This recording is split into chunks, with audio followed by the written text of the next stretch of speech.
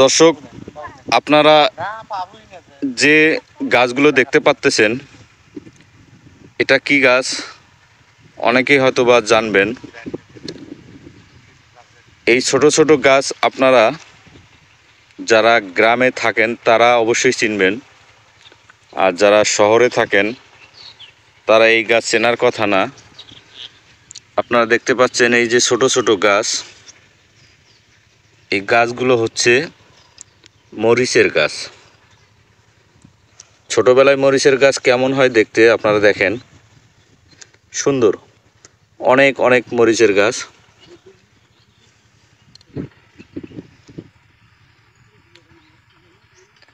এক ভাই এনার হচ্ছে এই মরিচের জমি। ইনি এই মরিচের জমিতে ঘাস হয়েছে, এই যে কত সুন্দর করে ঘাস উঠায় দিতেছে। আসুন জেনে নেই এই 10 শতক জমিতে মরিচের গাছ আবাদ করতে কত টাকা খরচ হয় আর কতটুক মরিচ পাওয়া যায়। আর যখন উনি মরিচ উঠায় তখন এই 10 শতক জমিতে কতটুকু মরিচ ওঠে, সব মিলিয়ে কত মন ওঠে, আর তখন বাজার দর কেমন থাকে, আসুন জেনে নেওয়া যাক।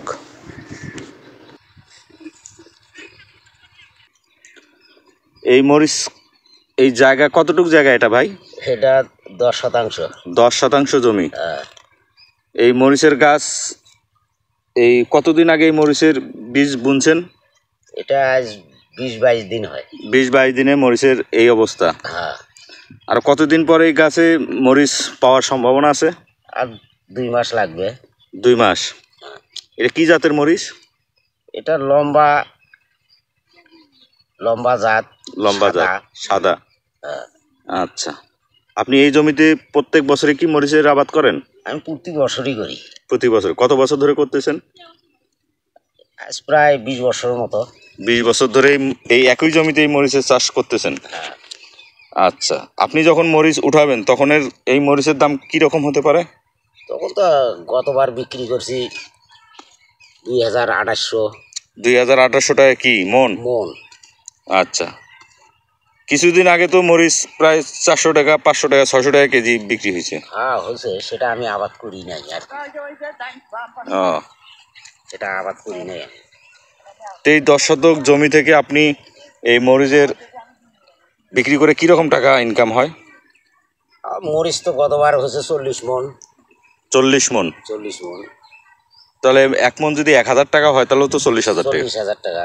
10 শতক জমি থেকে এক বছরে 40,000 টাকার উপরে ইনকাম হয়।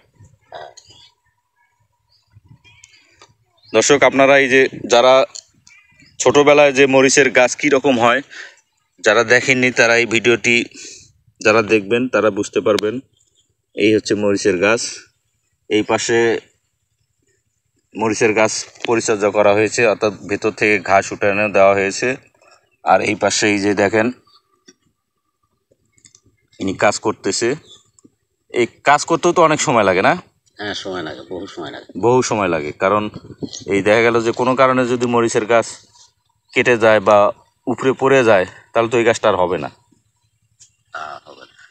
যারা আমার চ্যানেলে নতুন তারা চ্যানেলটি সাবস্ক্রাইব করবেন, আমার পাশে থাকবেন, আমাকে সাপোর্ট দেবেন।